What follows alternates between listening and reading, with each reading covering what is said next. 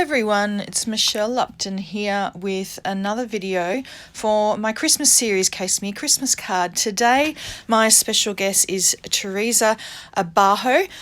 She is a crafty friend that I have who's actually in the same city as me. Hooray for Melbourne crafty people. Alright, so today I'm going to be using these Snowflake dies. This is the Snowflake Trio metal die from Paper Rose Studio.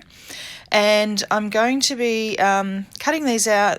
I'm just going to be using some Neenah Solar White 110 pound cardstock. I like my die cuts to be a little bit more sturdy, so it is a bit harder to cut through them, but you end up with slightly sturdier die cut.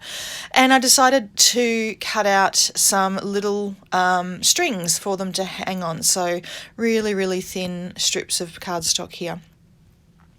Then I wanted to colour them in. Now I could have cut them from some coloured cardstock, but yeah, I'd already cut them out of white. And I thought, oh, do I really want to go and cut them out of coloured cardstock now?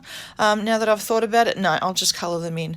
So that was a whole heap easier. So I chose 3 of the Copics in the BG colour family. So I used BG02, BG13 and BG45 for these, and I coloured these strings as well. Now this is the card that I'm casing today, and Teresa actually made 3 cards that are very similar. She's got outline die cuts, she's got an ink smooshed background with some splatters on it, and also some text stamped in the background as well. She's got a coloured mat behind her panel, and she's got a sentiment strip right over the middle of her die cuts. She also had some string sort of tied up in a little bit of a sort of nest behind her die cuts. So there's some of the elements that she used. I used a lot of those elements, but not all of them. So here I'm actually going to be using the ink smooshing that she did, and I'm using Distress Oxide inks, and the colours that I used were Salvaged, Patina and Broken China. And a bit later on I will actually be stamping some text into the background as well.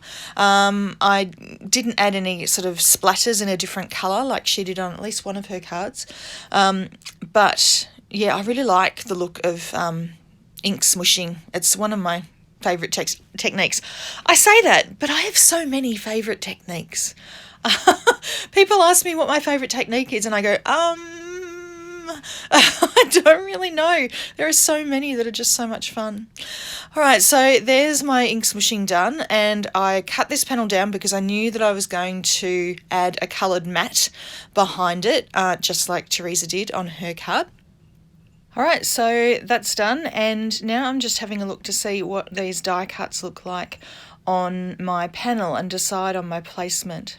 Now, you would have noticed on Teresa's card that she had flowers with the stalks coming from the bottom of the card, so that's why I decided to add the strings to these snowflakes, but I'm having the strings hanging down from the top, so a little bit of a difference there. But I did decide that these snowflakes were not standing out enough on the background. In Teresa's card she had a fair bit of contrast in most of her cards between the die cuts and the background, so because mine are very similar in colour, I decided to do 2 things to them. One, I'm doing here, I cut out a few more layers of white cardstock, and I'm just layering these up so that those die cuts have a lot more bulk to them and they'll stand out a lot more on my background. So you can see each one of those is now going to be 3 layers thick instead of just 1 layer of cardstock thick. Okay, so I'm not going to bore you showing you all of this gluing together, but you get the gist. It did take a little bit of time because they're quite intricate, but anyway, there they are. And then I decided to add some Stickles glitter gel, and this is in the type, what was it called? Moon Dust, I think it was called. I think that's what it's called. Anyway, I just decided to finger paint it on. So I just dunked my finger in and just tapped this glitter gel all over my die cuts. And that the glitter in this particular glitter gel is quite chunky. It's all different sizes and it looks really cool. So I really liked how that made the snowflakes pop a little bit out of from the background. All right, so now I have a background stamp. This is a bold print stamp from Hero Arts called Noel print. So it actually has the words from the first Noel all over it. And I'm using a technique that I've seen Lydia Fiedler do when she just wants a little bit of texture in the background. We don't want the background text to be actually legible.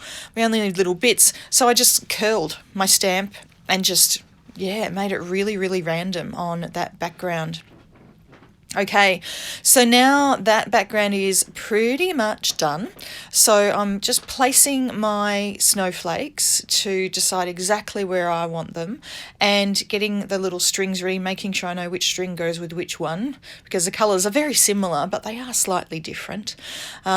So I'm just going to add some liquid adhesive. I was using Hero Arts liquid glue here, sticking those little strings down and adding the snowflake on top. I actually, for a nanosecond, I thought, oh, maybe I should add a tiny little bow on top of the snowflakes to make them look a little bit more like a bauble, but I decided against it. I thought, I think this card's got enough detail with the ink smushing and the text in the background and with the layered die cuts and with the Stickles glitter gel and all of that. I think there's enough detail because I'm a clean and simple girl at heart. So having a card with this much detail is already pushing me a little bit outside of my comfort zone. Okay, so to get the matte to match perfectly, I just used one of those same Copic markers that I used to colour in the snowflakes and made that matte just slightly bigger than that ink smush panel, and then popped that onto a top folding white card that I'd made.